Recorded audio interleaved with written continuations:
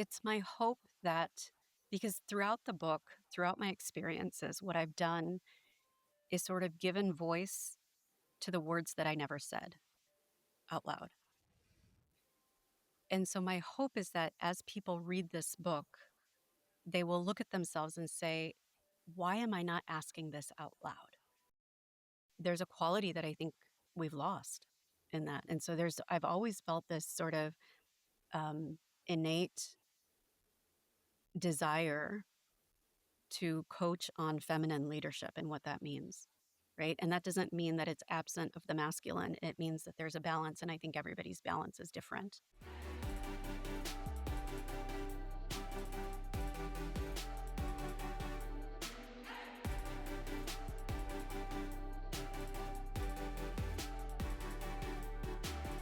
What if you turn hardship into greatness, anger into serenity? Everything changes. Make your life a masterpiece.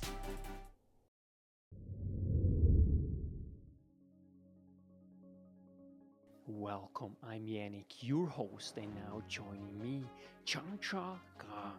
Chanchal Garg is a speaker and executive coach. She's also the founder of Real Space. She also has one of the most popular elective courses at the Stanford Graduate Business School. And I'm so happy now to really welcome her to the show to discuss her incredible story, her book, Unearthed, the lies we carry and the truths they bury, and her life in general. So if you are up to learn something more, something deep, something that really helps you to connect with you and others, and so much more, stay tuned. Welcome, Chanchal Garg, to the show. It's such an honor to have you. Thank you so much for having me, Yanik. It's a pleasure. First, to start with, give us a taste who you are in simply one powerful sentence. That's a great question. I have been described, and I would experience myself as compassionately fierce and fiercely compassionate in terms of just my essence. In terms of what I do in the world, I'm an executive coach, I'm a facilitator, and the author of Unearthed, The Lies We Carry and the Truths They Bury. This is such an exciting title, and before we dive into the book, I really want you to unpack and give us some context how it was like to grow up in a pretty conservative religious family, and really to lay out a little bit the pros and the cons and how it really ultimately shaped to some extent your trajectory. Sure. So, yeah, I was born and raised in the US. So it didn't always feel in alignment to be raised in a very conservative, traditional Indian Hindu household, right? So my parents were very traditional, very cultural in the way they raised me. I often say they raised me as if we were living in 1970s India, right? And so um, there was a constant sort of battle within me, I would say, about whether or not I'm Indian enough or if I'm able to fit in the Western culture and the American culture enough. And so there was always this sort of um, sort of struggle within me, honestly, around how to do that. And oftentimes it seemed as if someone else was sort of choosing for me in terms of how I needed to be, because as a child, you don't always get those choices, right? So in terms of the things I was allowed to do, the things that I was shamed for doing or that I wasn't allowed to do. And I tell a lot of these stories in my book just around, for instance, as a child, I used to love to perform on stage, whether it was drama or choir or things like that. And my father, being a very traditional Indian man, did not want his daughter on stage. And so that was always sort of a challenge between us. So it was a lot of just trying to figure out who am I and how do I become myself in a world where there are so many expectations and often conflicting expectations. That is so interesting. And I really invite you to unpack this a little bit more because it's sometimes hard to relate, right? I grew up in a culture where, you know, more or less everyone really looked, as I look, roughly Sure. speaking. So it's very different. So it's really hard to put yourself into kind of this situation. I hear it a lot from my friends of color, right? But Mhm. unpack this a little bit, what this actually means and still really means. And I think for generally speaking, for people who might not necessarily look the same and don't really feel like they fit in, was it by and large an issue and the big challenge when you were in your adolescence, or was it more when you were a little child? So how did Yeah, it play out, and how did it go once you reached adulthood? sure. So, again, because my parents raised me so traditionally Indian, I wasn't one of those kids who was trying to run away from my culture. A lot of times I hear people of color, or especially immigrants, when they're born and raised here, they tend to run away from their culture as a child and try to sort of integrate into a more American culture. And that wasn't who I was. I was very, very proud of my Indian roots. And at the same time, there were ways in which I was trying to sort of acclimate into the American culture. Oftentimes, I found that my friends, I was very fortunate that I had many friends who accepted that. And then there were some who sort of broke off the friendship because they just didn't understand me. For instance, I remember once and this was more in adolescence. So you asked, like when I was younger, I don't think it really impacted me as much. But as I started to get older into adolescence, I remember a friend of mine invited me to a sleepover once, and my parents were not, they, that was not something that was allowed in our household. Right. And so I remember her inviting me, and then the next day, and again, I write about this in the book, where she just sort of broke off the friendship. She said, I don't understand you. And I think a lot of that had to do with me not being able to hang out outside of school.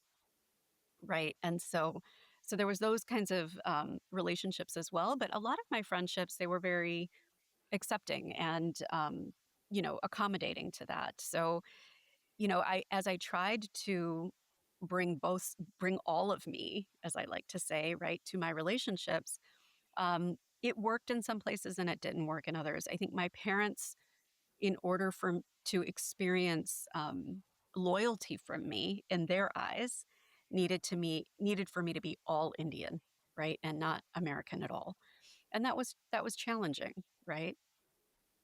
So it is hard, and I think when you are battling those sorts of expectations, at least for me, I started to lose sight of who I really was.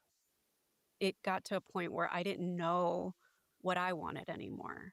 And as a young adult, I didn't really know what I wanted. It was always me sort of scanning the room to see what does everybody else need, and me gauging my own safety, even based on how other people in the room were feeling.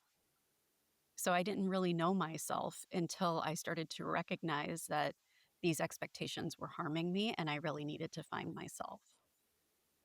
Now, you had a very interesting childhood, as you said, that your parents were really basically more or less hovering over you. Really, they had really good intention, I think, Of as course. most of our parents have, right? I think it's really important, and ultimately, it shows what you have achieved, right? I mean, you are today here. You're such a bold woman who goes and does the things that she really love to do, right? And so it's it's inspiring what you're doing.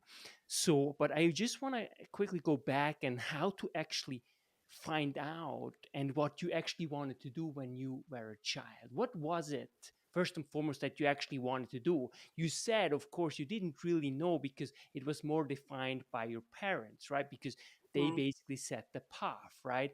Which Right. is in one way or another very reasonable because they simply know better than we when we are a kid, right? So just unpack a little bit some of the things you alluded to it. So you love to sing, you love to do theater and so on and so forth. And what else where you kind of somehow limited in what you were able to do? Well, just in terms of having friends, right? Or just being with, having a social life outside of school. My father was someone who, if I had a friend, then in his eyes, they were somebody to be aware of, right? Like you had to be careful because he didn't want outside influence. And so, for whatever reason, my father's upbringing, whatever, he was always a little too cautious, in my opinion, right, around who was around me. And so that was very challenging. I think, as a child, I don't know that I always knew what I wanted to do, but I really, really enjoyed performing. I really enjoyed singing, dancing, doing all of those things. There was a point where I wanted to open my own dance school, right, for a while for children, but that wasn't something that was going to be acceptable in my family, right? And so I went on, I got my MBA, I got a master's in healthcare administration. Um, I don't know that I necessarily knew what I wanted to do then. I ended up having a job in healthcare finance, which was not the place I needed to be. And thankfully, just through sort of the trajectory of life, I got recruited into a healthcare think tank where I started to work on leadership development. And from there, sort of started my journey in leadership development, coaching, facilitation, all of that, which today I love to do.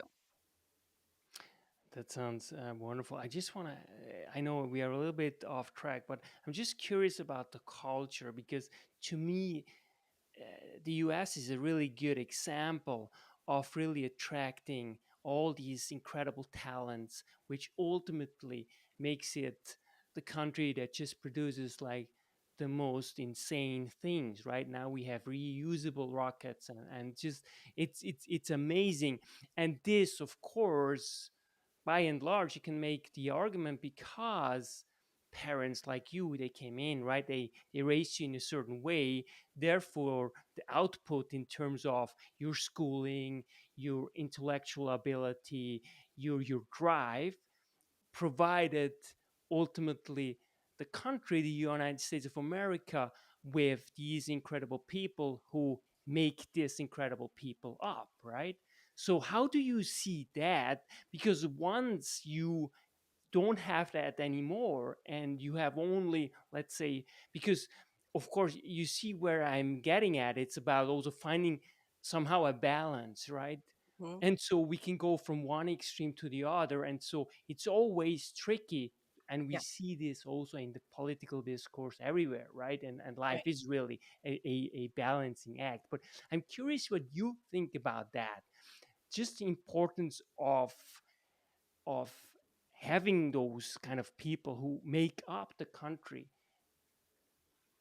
Yeah, well, I think it's extremely important that diversity allows us to think in different ways, right? So for instance, as a child, if I would have only lived in my own Indian culture, which is a very collectivist culture, which is a very beautiful thing, right, in many aspects, but it also did not allow me to have a sense of self, right, because it is so collectivist and it's almost overdone in many ways.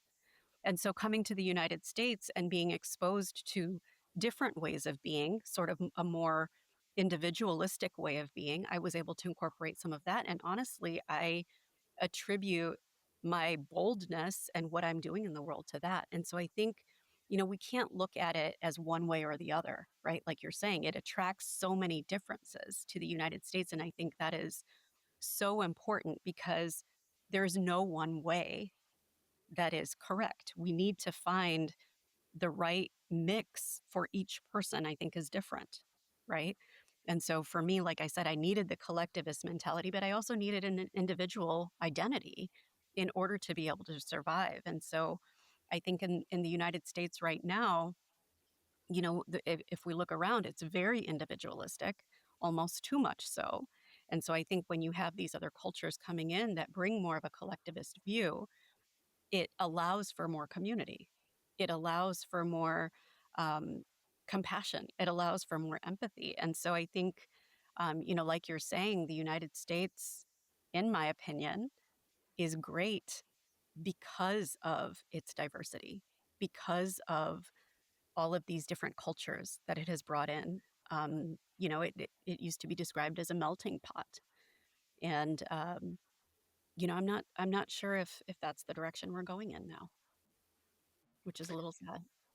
Thank you so much for sharing this. So I just want to go back a little bit really to the book and really to unpack your story because it's very emotional. And so therefore I think we have to be very clear, and I thank you for being so honest because it is, you make yourself also very much vulnerable.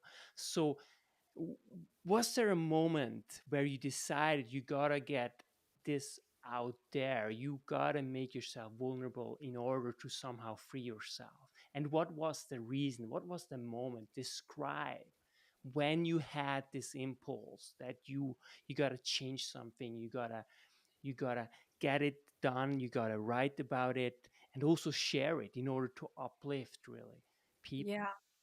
I don't know that it was necessarily one powerful moment. I think it was a series of events that happened.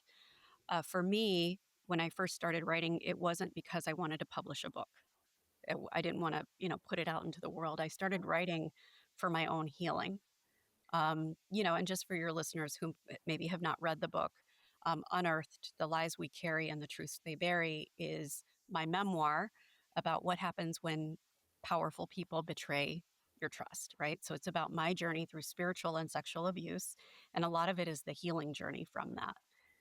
And so, about 5 years, I would say, after I separated myself from the community that had caused me a lot of harm, I started writing, and my primary focus was for my own healing and for my children. So, right now, I have a 13-year-old daughter and a 16-year-old son. And when I look at my lineage, my maternal lineage in particular, I see a line of women who were not even able to acknowledge their own existence, and they were silent. And I didn't want that for either of my children. I wanted my children to, number one, know my story, and I wanted them to be able to continue to evolve our lineage, our culture, and all of that. And there's sort of a myth that silence equals loyalty, right? Like if we don't talk about these things, then that means we're actually being loyal to our culture. And I want to break that myth because I actually believe speaking about it helps us to evolve it. And so that was my primary reason. Then on the other side of this, I'm also an executive coach, a facilitator, and a lot of women of color, daughters of immigrants, tend to be attracted to my work. And so as I was working with all of these women and at the same time sort of writing, I started to notice that the same sort of unconscious narratives that I needed to overcome in my own healing of such extreme circumstances were the same narratives that these women were having to overcome in their day-to-day life in leadership. And so and nobody, and it almost seemed as if it was shameful in a way that we were having to overcome these narratives. And so I didn't want that to stay in silence. I wanted to put my story, I decided to put my story out there. So, number one, women didn't feel alone in what they were experiencing. People could realize that these narratives are not to be taken lightly. Like, they might be sort of hidden in your everyday life, or they can result in sort of the atrocities that happened in my life, which is what I expose in my memoir. And so I really wanted that to be a bridge between my leadership work and me as a person to understand why I do the work I do, and also to help the women recognize that they're not alone in their own stories. What gave you the strength to really talk about your sexual abuse, really, what you had to go through? So I don't know that it was anything external. I had to find that power from within me. When I left this community, there was no support. My parents didn't really know what was going on. My husband was not there to support me. I was alone. And so I had to walk away from this alone. And I remember when I threw the pictures of my abuser away and I left that scene, I remember telling myself, you have everything you need inside of you. And I didn't believe it at first. And all of the tools, all of the coping tools, all of the um, sort of things that I relied on up till that point had been given to me by this spiritual teacher who had been abusing me. And so I had no tools to rely on. I didn't want to go back to any of that, right? And in many ways, I sort of walked away from my culture for several years because I had felt betrayed by it. And so I had to rely on myself. I had to find the strength within me. I had to know that I had to walk my own path. I often say that in those days, my companions were rage and grief. Um, and those aren't things that people want to be around. And so it's sort of, in many ways, I would say it isolated me even more. But I had to walk that path alone. I really did. I had to walk it alone. I had to recognize that it's, I need to stop looking for strength and power externally and recognize that I have it within me. And so when I did that, and then I had my own children, the biggest thing that I took on when I had my children was that it is my responsibility to protect them. That's the job of a parent. And so from that perspective, I mean, just that responsibility alone, you might even say, gave me the strength to write. And then when I looked at these women and I looked at my own life and I said, I don't want my life to be just something that happened, right? I want to be able to turn it into purpose.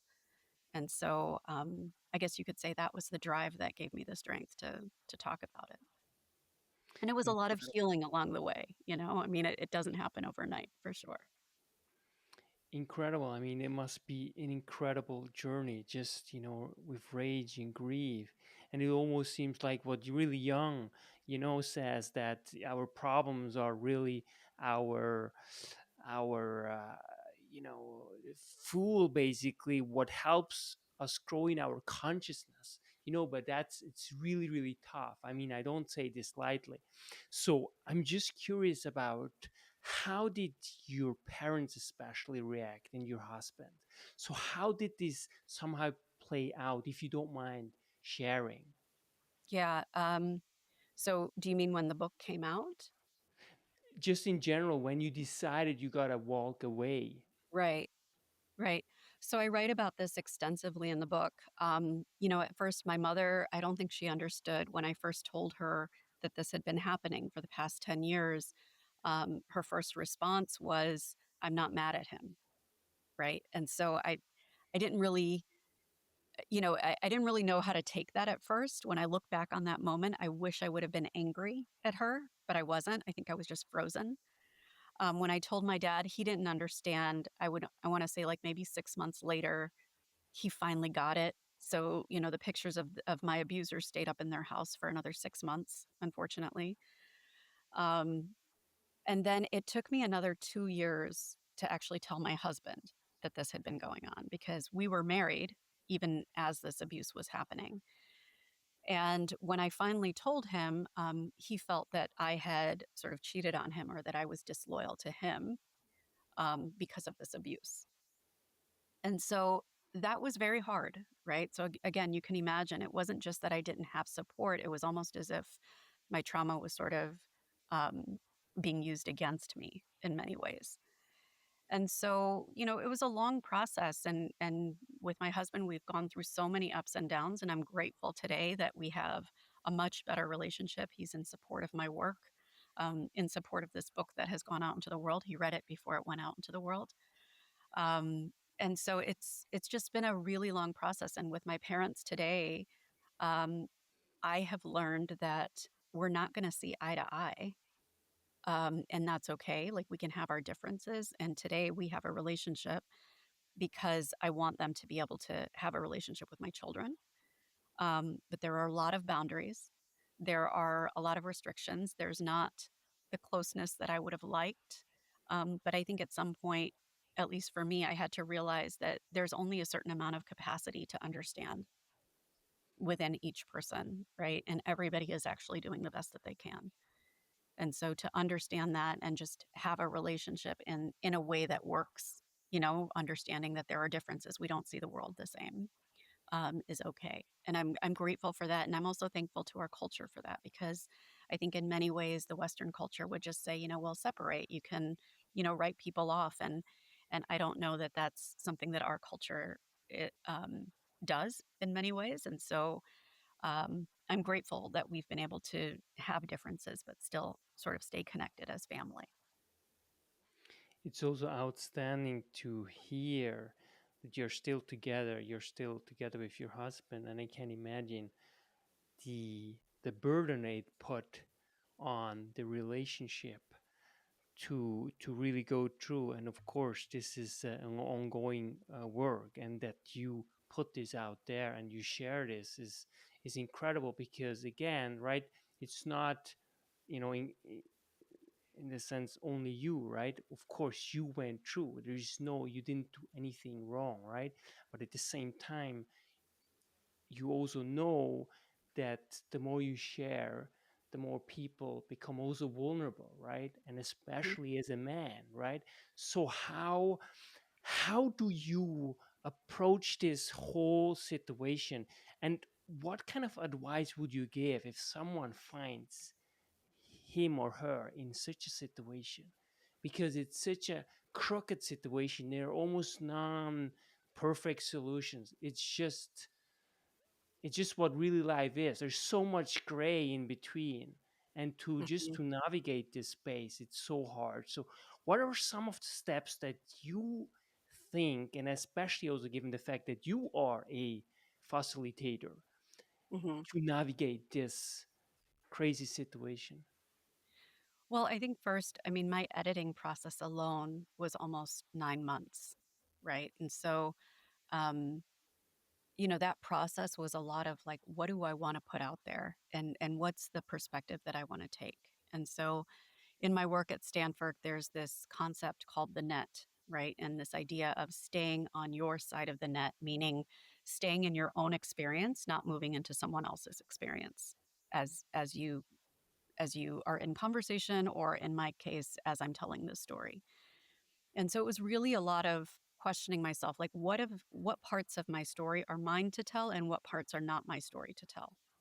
And so it was really a lot of that discernment around what to include, what to not include, and also make sure that I'm portraying people as human beings, right? Because human beings are flawed. There's no one who's perfect, and there's no one who's um, an absolute demon. I might argue that there is one person in my book that I did demonize, but I think that was probably deserved. Um, but beyond that, I tried to make sure that everyone was portrayed as a human being. So there's, like I said, there are attributes and there are flaws. And so it was a lot of that questioning, and there was a lot of grappling that I went through during that process. I didn't want to portray anyone as less than human, in my story. So that was one. In terms of how to navigate it, I think it's a lot of our own healing, right? Because when you go through something like this, at least for me, one of the hardest things for me to recognize was that it wasn't about forgiving my abuser. It wasn't about forgiving my parents. It wasn't about forgiving my husband. It wasn't about any of that. It was about me forgiving myself for allowing myself to be in that situation, for allowing myself to be in these relationships in this way, for allowing other people to treat me this way, right? And so once I'm able to forgive myself for that and recognize that I did the best I can and have a lot of compassion for myself, then that compassion can naturally start to extend out in a very boundaried way. I want to add, because I don't think it's necessarily, it's not something that you want to be overly um what's the word? I'm trying to find the word. I don't know. You don't want to give too much, right? When you've been in that sort of situation, boundaries are very important. So I just want to emphasize that, right? Um, but I think there's a way to navigate it by really recognizing what is mine and what is not. And so that's been my exploration. And honestly, the whole book and my message is that is what are the narratives that are ours and what are the narratives that are not? What are the narratives that have been fed to us, whether it's by culture, parents, lineage, family, organization, school, society, culture, community, whatever it is. But there are so many things that we believe to just be true, or that this is just how I am, when really it's not. It's just who we've been fed to be.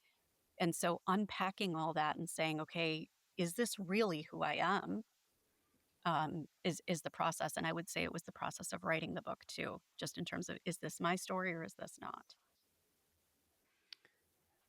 there are so many layers, and we will really go through it with limiting beliefs, authentic connection, and so on. But I still have some question in terms of religion, but also in terms of how come that oftentimes victims feel guilty, Mhm. even though it's so obvious that you are not. Right. What is your perspective on that, and how kind of to stop this negative process, because it really leads to some extent even really self-destruction. So walk us through your take on that, because it's huge. You hear this over and over. Yeah. Well, I think it's unfortunate, but that is something that I think is society's work to do. I think as individuals, we have to recognize that just because society has a perspective does not necessarily mean that we have to take that on. But the implications of being abused, especially as a woman, are usually that you did something wrong. You were in the wrong place at the wrong time. You brought it on, all of this. So, I mean, the narratives, it's the water we're swimming in, right?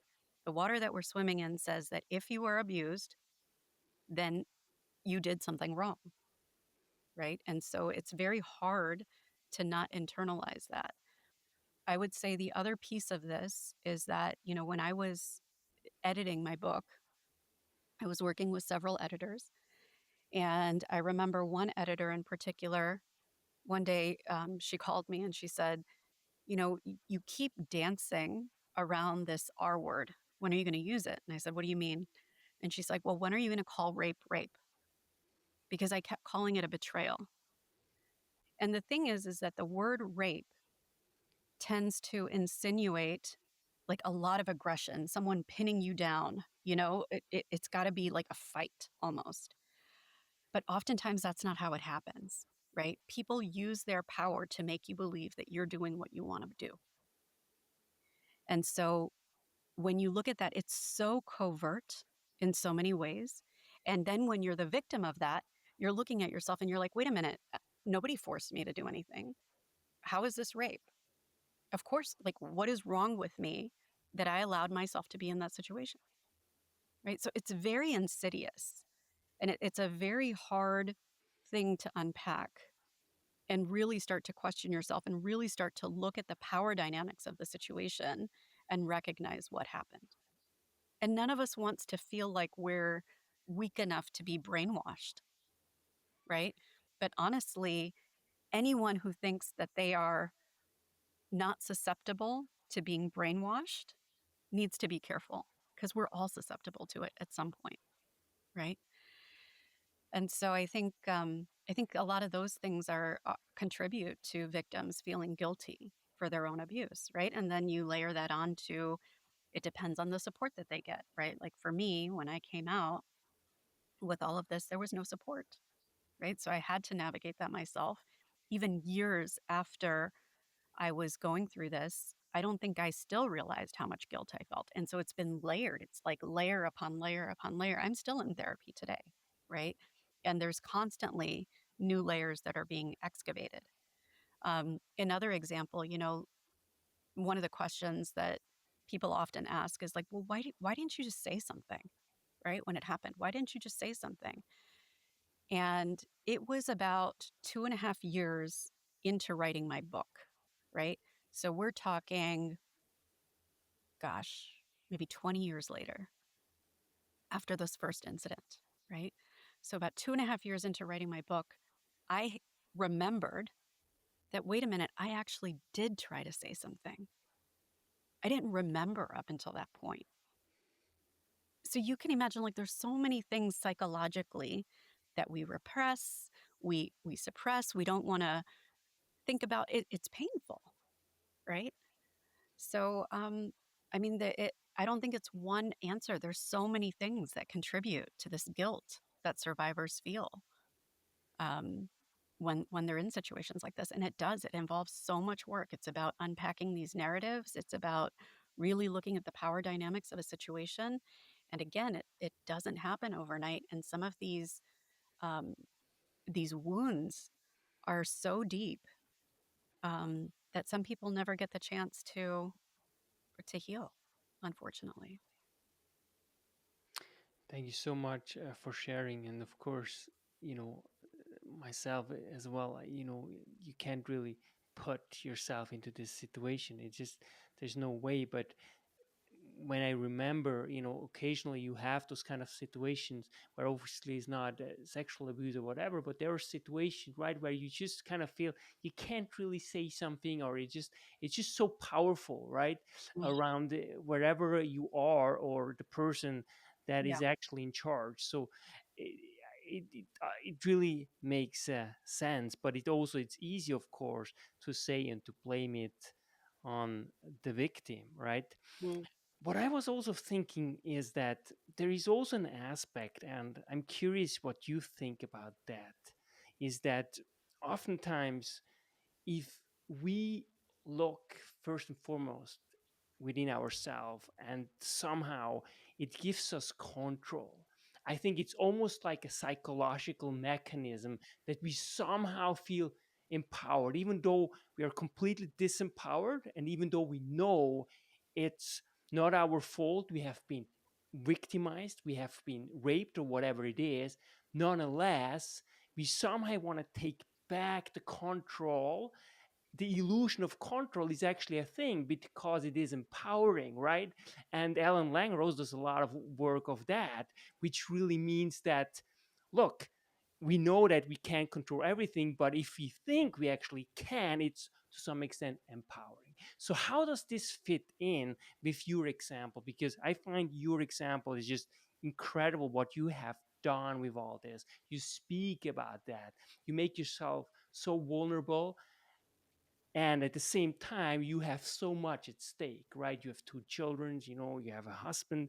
And so please unpack that and how it also ties into limiting beliefs, because that's something that you started to teach as a coach, right, to Mhm. people. So how does this all somehow fit together? So control, limiting beliefs, and really your story. So there's a story that I tell at the end of my book about a full force self defense class that I took. So in this class, people get dressed up and they get fully padded, right? So that if even if you like really kick them hard or punch them hard, they don't get hurt. And I took this class, and in the class, they reenacted the the moment where this so-called spiritual teacher assaulted me for the first time. And this is like, you know, I mean, this was only a year and a half ago that I did this training. So it's not that long ago. And the the padded person, they came in and they said to me, because it was the day that this assault happened was the night before my first marriage. And so they said to me, I was talking to this, quote unquote guru, and I said, I'm really nervous about getting married. And they said, oh, don't worry, that's normal to feel. Why don't you lie down? Okay. Now, this is only a year and a half ago that this reenactment is happening. I was about to lie down. I was about to lie down. And this is like not that long ago. And then slowly, it was almost like a flip switched in my mind. And I was like, nope, not going to do that.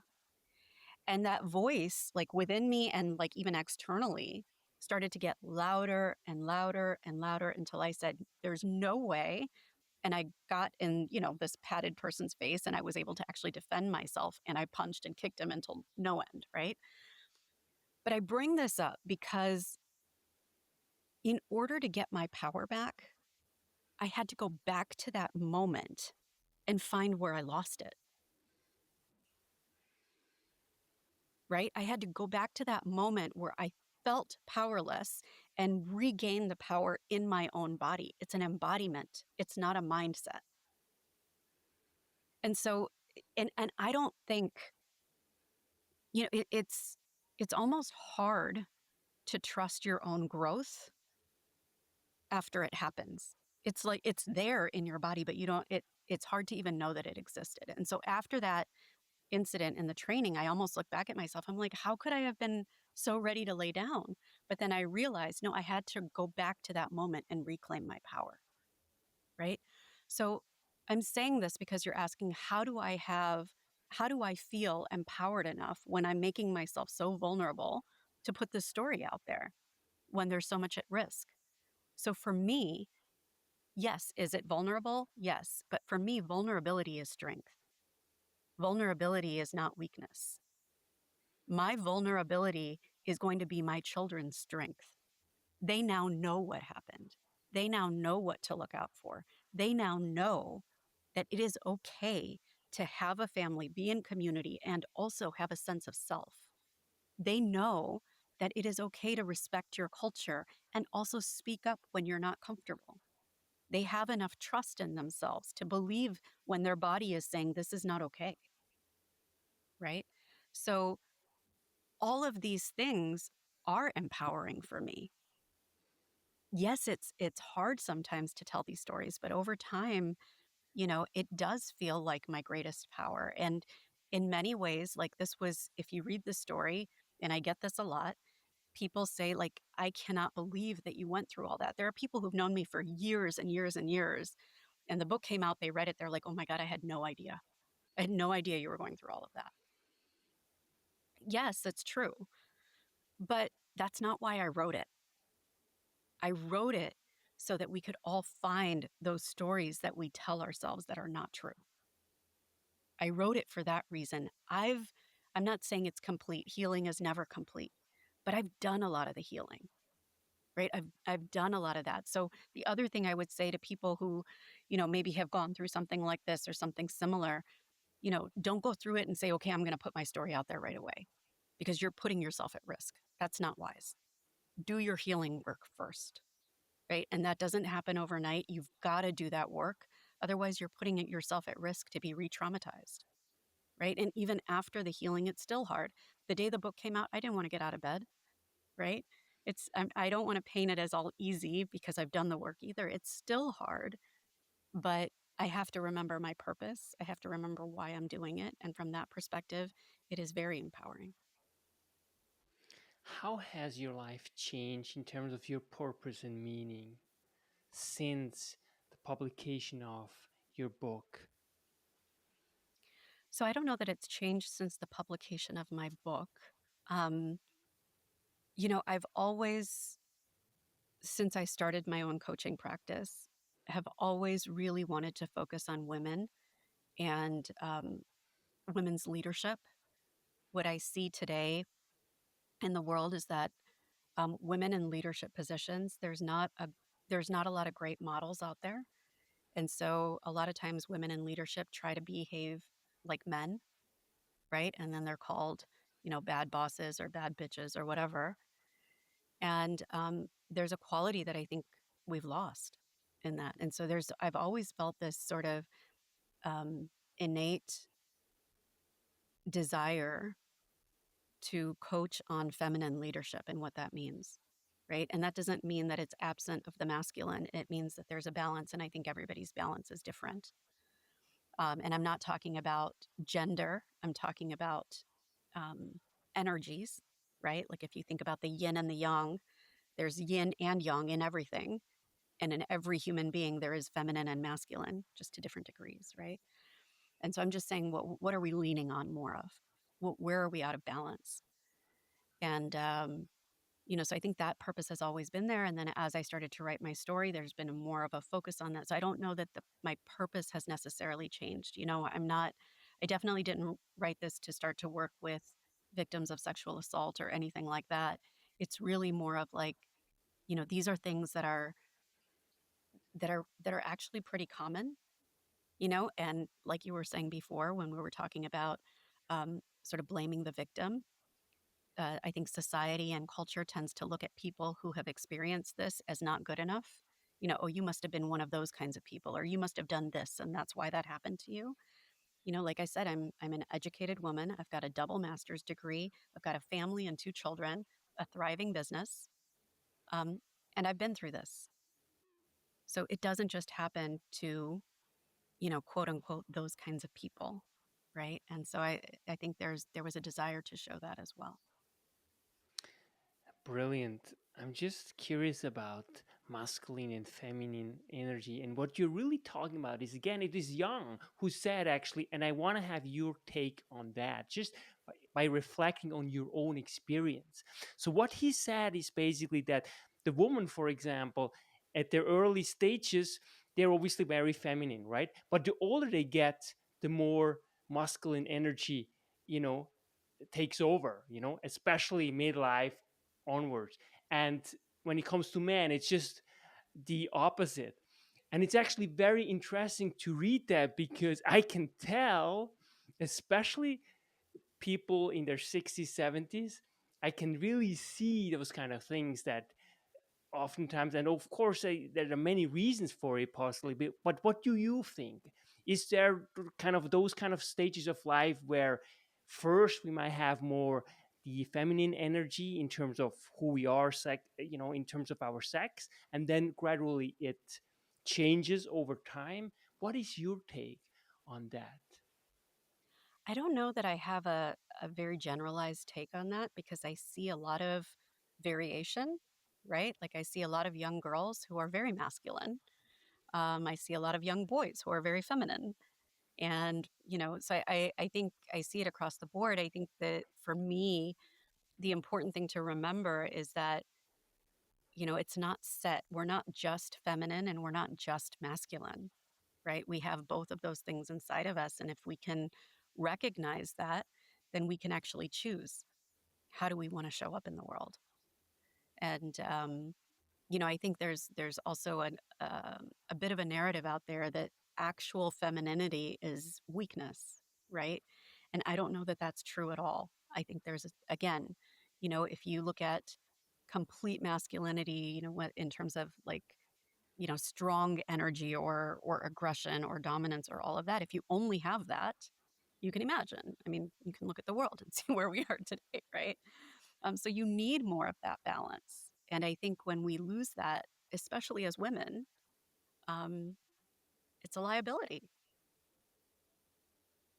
So true. I'm just actually curious about what you just said, because it's true. There's a lot of men, more and more, but there are many, many reasons, of course. But it's also something that actually Carl Jung said. The question is if people have ideas, or if ideas have us. In other words, it's actually also a Hindu saying who says, it's Arvind Sharma who said that. It's one of the greatest comparatives, in the field of religion, and he's also Hindu, and he said, and I find it so powerful, because it's basically what Young said, but just put it differently within a more Hindu context. He said, you have to ask yourself, does the desire have you, or do you have desires?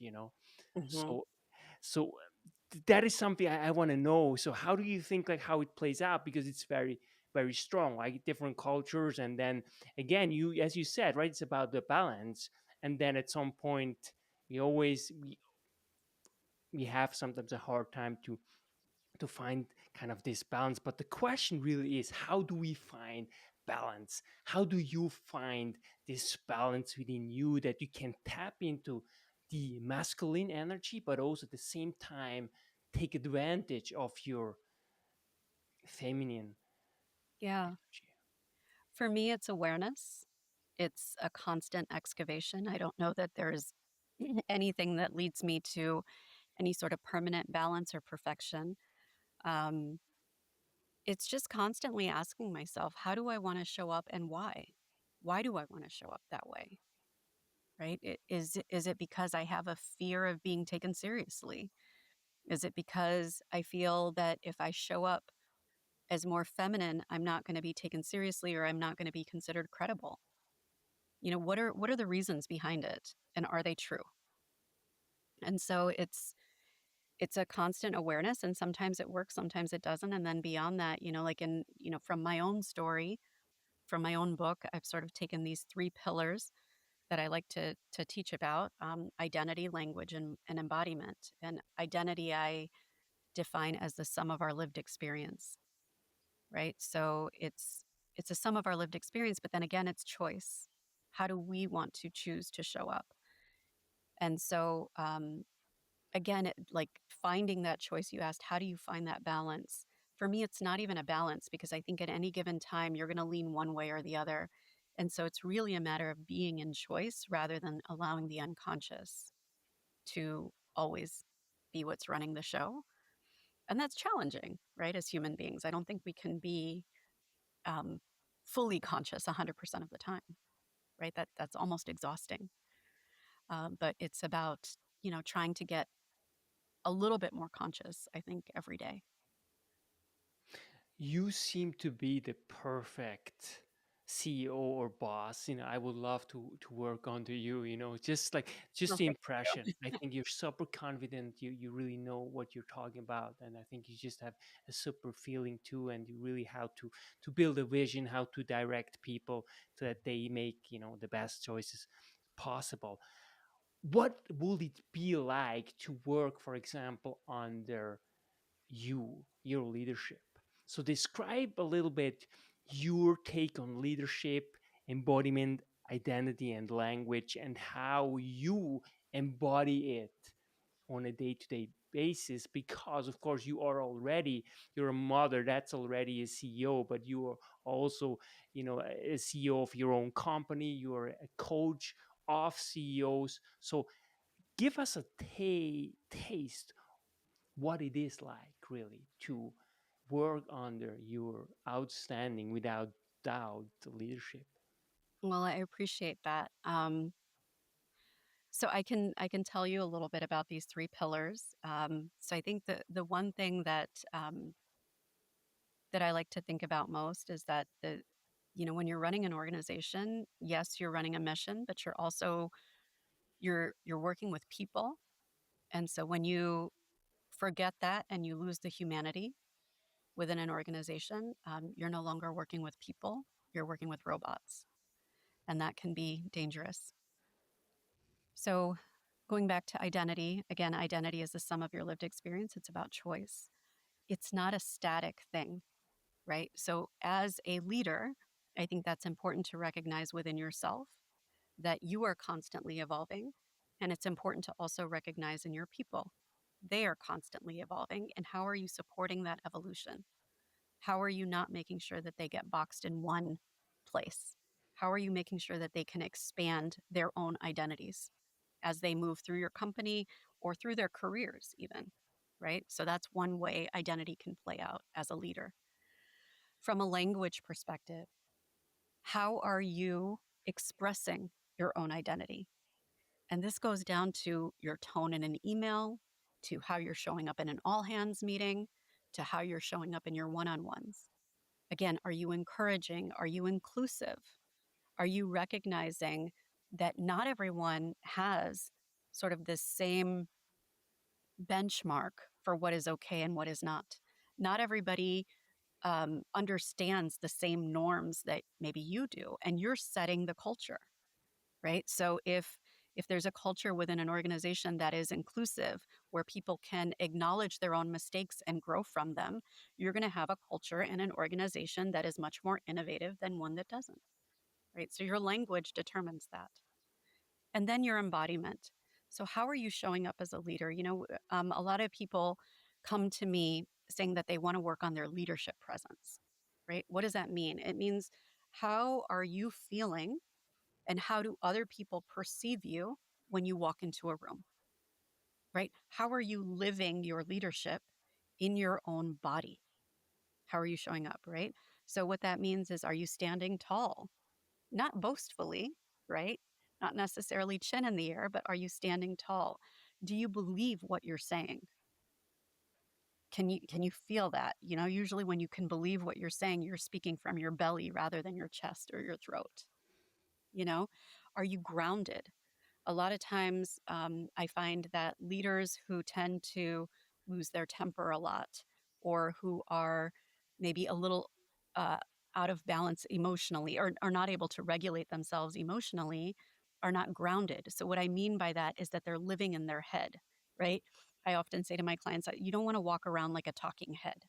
You want to remember that you have this whole vessel that you're walking around in. And so before you walk into a meeting, can you feel your feet on the floor? Can you recognize, maybe put your hand on your belly? Remember that you're a whole human being. Because the thing is that our bodies are present. When you're in your body, you can be present because your body will only tell you what's here and now, because your body is constantly looking for threat, right? So your body is here and now and it can tell you you're safe, you're okay right now in this moment. Whereas your mind only has your previous experiences to go off of. And so your mind is constantly feeding you with, you better watch out for this and you better watch out for that. And what if this happens? And what if that happens? And oh, last time you did this, this is what happened. So there's so much chatter happening in your mind. So, from an embodiment perspective, if you can stay in your body, then you're going to be much more present. You're going to be much more balanced. You're going to be much more grounded. And you're going to come across as a much more stable leader, right? And the other piece of that is when you're grounded and you show up that way, other people around you are going to feel that same sense of grounded calmness and confidence. And that's what you want in your people. And so it's really about, recognizing how I'm showing up is impacting other people, recognizing that the job of a leader is to build other leaders. It's not to, constantly keep them under you, um, and empowering people to show up at their best. That's brilliant, and I love especially like the body, how it really helps in our regulation, right? Because there's so much chatter, and let alone social media and so on and so forth. And if you don't really have check and balances in that setting, for yourself, it becomes really hard. How does the heart play into this whole equation? So Yeah, what's your take on the heart, and in terms of embodiment, but also your body, your mind? How does it somehow play in? that's a great question. So I would say, again, it's about choice. I mean, for me, heart is where compassion lives, heart is where desire lives, right? And I think a lot of times, um, we, especially as women, tend to fault ourselves for having desire, right? Because as soon as a woman expresses desire, then usually it's, oh, you're too needy, or really, why do you need so much? You know? But I think when we can learn to honor our own hearts and recognize that there's nothing wrong with desire, and I think attachment is another thing. I don't think they're the same thing. But when we can recognize that there's nothing wrong with desire, everyone has it, we can have compassion for ourselves and others, then we can learn to honor our heart as well.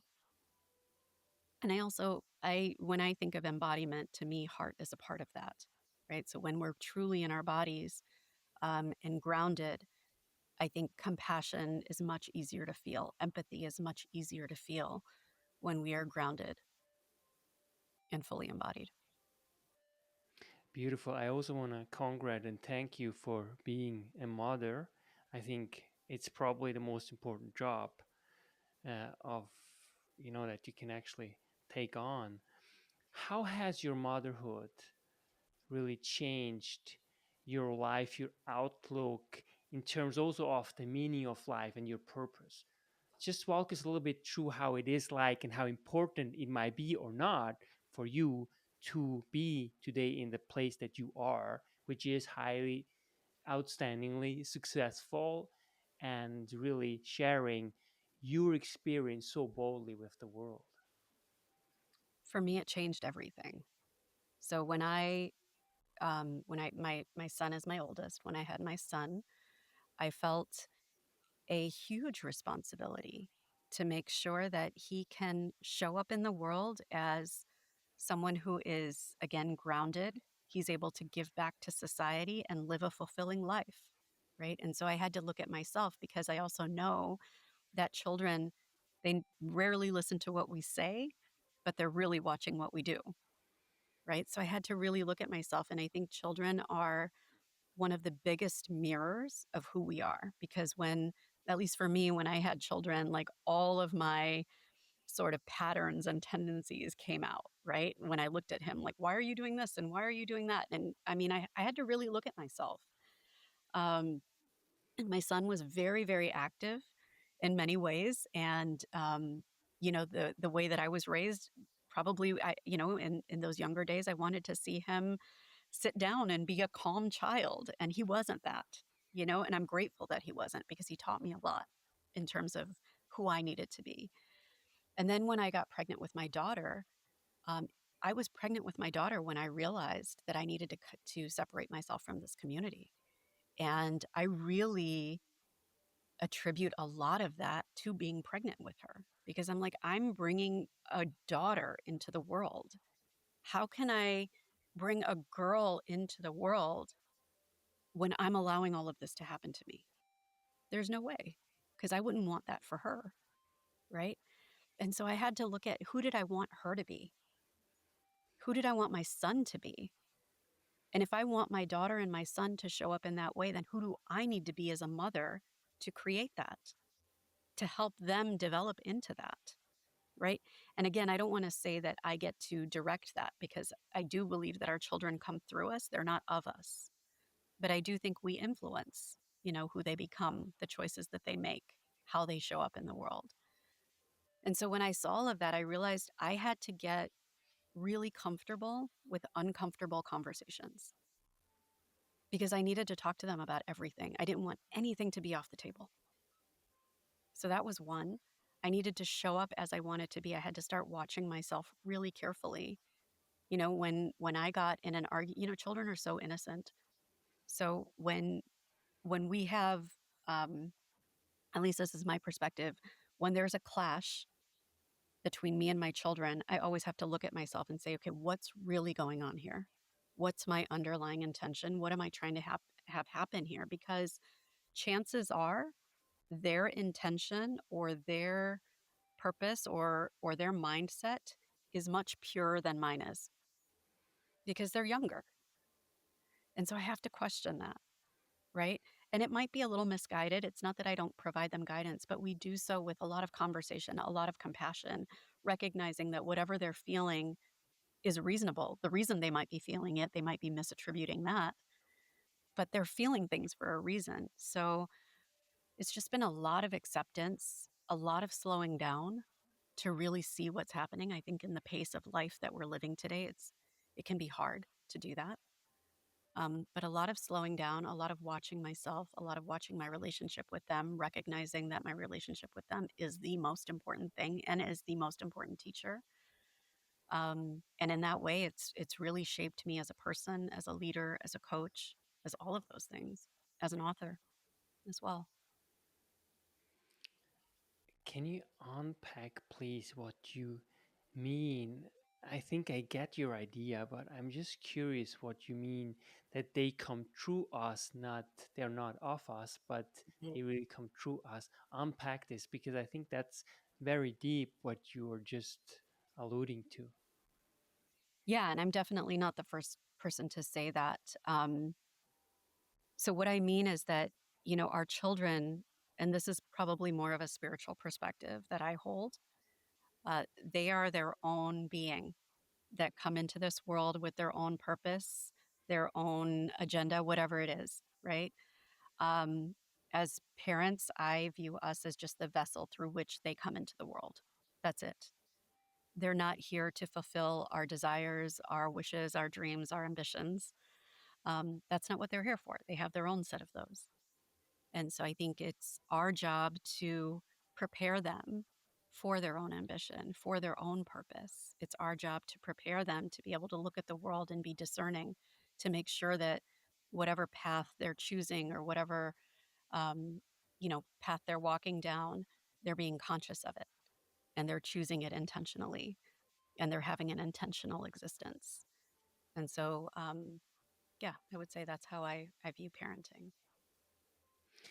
That's really beautiful. So, what you're basically saying is that your notion of us is really not being a body with a soul, but rather uh, an embodied soul, right? Yeah. So that is really powerful, and I want to dive a little bit into also religion because obviously what you have been through, right? And the potential resentments it can actually cause, right? Yeah. But still, I see that you kept this open mind of, and that's also to some extent, I think, what Hinduism especially provides is it really was probably the vessel of science emerging in the first place because it's very open ended, right? Everything basically is possible. Yeah. So, can you elaborate on that a little bit more? How your relationship is today, given your experience, what you have been through in terms of religion? Yeah. So, as I mentioned earlier, for a while, I really distanced myself from the religion, from the culture. And I think Hinduism, there's a little bit of a debate whether it's actually a religion or a philosophy. And so I definitely distanced myself. But I think when you look at a religion or a philosophy, whatever you want to call it, there's the religion and the philosophy itself, and then there's the interpretations of it. And then there's the way that people are living it, in the world. And I don't necessarily consider myself a Hindu per se. And the reason for that is because I don't really appreciate the way that it's being embodied and practiced in the world.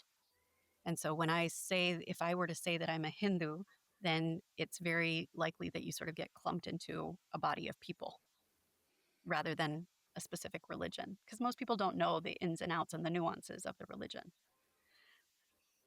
And so I don't necessarily call myself a Hindu. There are many beliefs within Hinduism that I subscribe to, right? Whether it's ahimsa, which is non harm, whether it's, this idea of being an embodied soul, whether it's the idea of reincarnation. There's many of those things that I definitely uh, believe, but I don't necessarily consider myself a Hindu. I've always been a seeker of the divine, always. I think the difference today is that, and this is also a very Hindu belief, right? Is that the divine that I seek is within myself. And that is a very Hindu belief. However, the way that I experienced it as a child was to look for it externally in others, right? Like this idea of a guru. They're the ones who are going to take you to God. There's an old Sufi quote that I have in my book that says, "Guru and God are standing side by side." And so, the follower has this question: who do I bow down to first?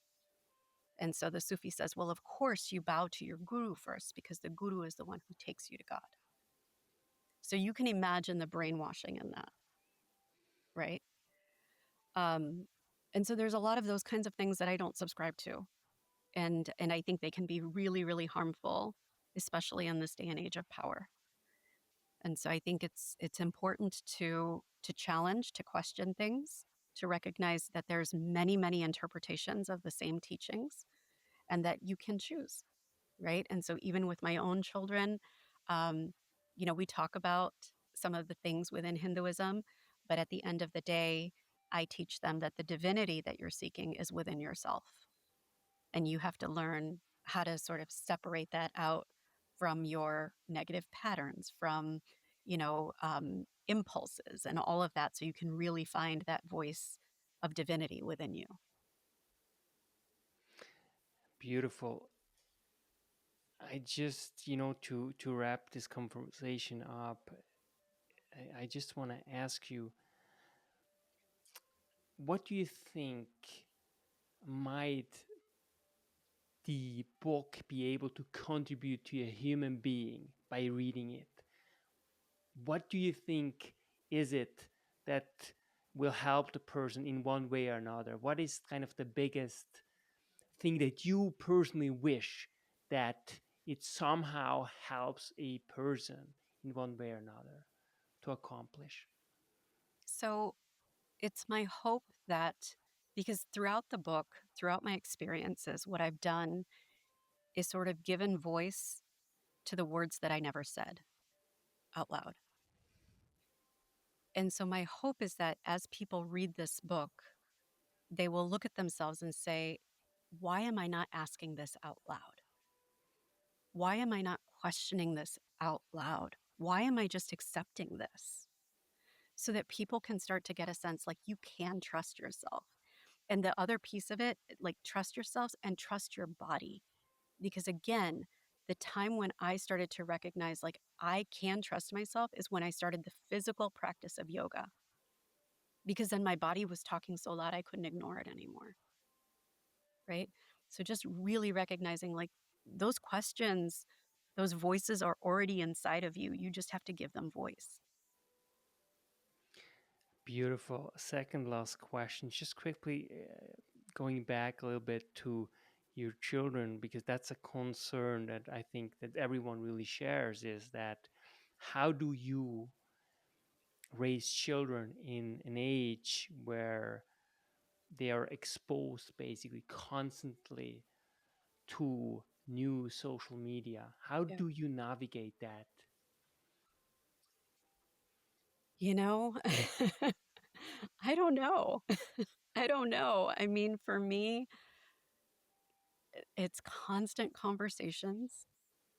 It's making sure that, because it's so easy to say, okay, no, you can't have this. You can't have that. And I'll be honest, I don't allow my kids to have social media. So there are certain boundaries that I put down, but really having the conversation as to why, and staying in conversation and recognizing sometimes your children are going to be mad at you. Like my kids aren't always happy with me. Um, so I think it's important to have those boundaries, also have conversations, also remind them. Like, just last night, my son was texting somebody, but it was late. It was like 10:30. I was like, "Who are you texting?" My son's 16 years old, right? So he got really annoyed at me. Like, "Mom, why are you asking me that?" And so I said, I made him come sit down with me on the couch and I said, I know sometimes it seems like I'm just trying to be nosy or get into your privacy, and I'm not, right? But as your mom, like you're growing up, you're 16 years old, you're getting older way too quickly for my taste. And sometimes I just want to be included in your life. Sometimes I feel like I'm losing you too quickly, right? So it's again, it's like that balance of right and wrong and relationship. Like how do you and it's hard because we're parents, we're not their friends. But at the end of the day, reminding them in a way that they will understand that there's love here, there's genuine concern. That's all I have. I mean, we'll see in 20 years how these kids turn out. I have no idea. I don't want to claim to know any answers. I mean, what we're dealing with in this age of social media and screens and the internet is new. So I think we're all sort of navigating it the best we can. Thank you so much for sharing this. Lastly, what makes you truly feel alive? My children, my children. We are very silly in our household. We dance around the living room and you know, imitate each other and knock each other over at times. And when I'm with them, I feel the most alive. I feel like I'm able to be the most myself that I can be. Um, yeah, yeah. Chanchal Garg, thank you so much for being really a blessing to myself and really to the world. Oh, well, thank you so much, Yannick. It's been a real pleasure to have this conversation with you. Chanchal Garg. That's why knowledge matters.